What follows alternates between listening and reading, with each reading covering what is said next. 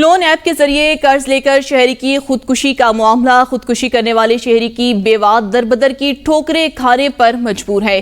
بیوہ خاتون کو تاحال انصاف نہیں مل سکا۔ متاثرہ بیوہ کے FIA حکام پر شدید تحفظات کا اظہار کیا ہے۔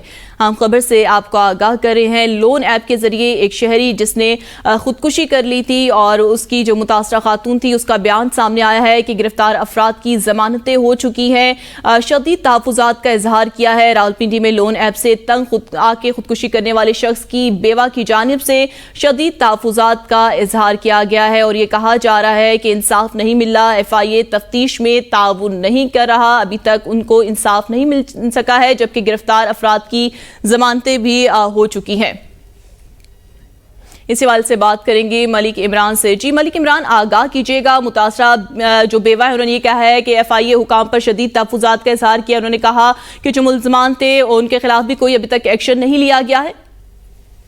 جی بالکل، 42 سالہ مسعود جس نے قرضہ لیا تھا اور قرضے کا ادا نہ کرنے کی وجہ سے اس نے خودکشی کر لی تھی، اس کی بیوہ اب سامنے آئی ہے۔ ان کا کہنا ہے کہ FIA جو تحقیقات کر رہی ہے اس حوالے سے مجھے بالکل آگاہ نہیں کیا جا رہا۔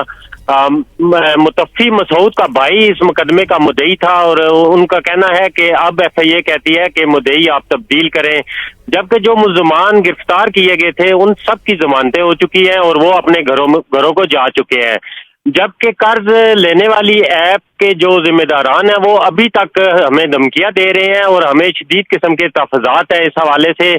اور FIA نے جو اب تک جو تحقیق کی ہے اس حوالے سے بھی ہم مطمئن نہیں ہیں کہ کیا تحقیق کی گئی ہے۔ مزید کسی کو گرفتار بھی نہیں کیا گیا اور نہ اس حوالے سے ہمیں کچھ بتایا جا رہا ہے۔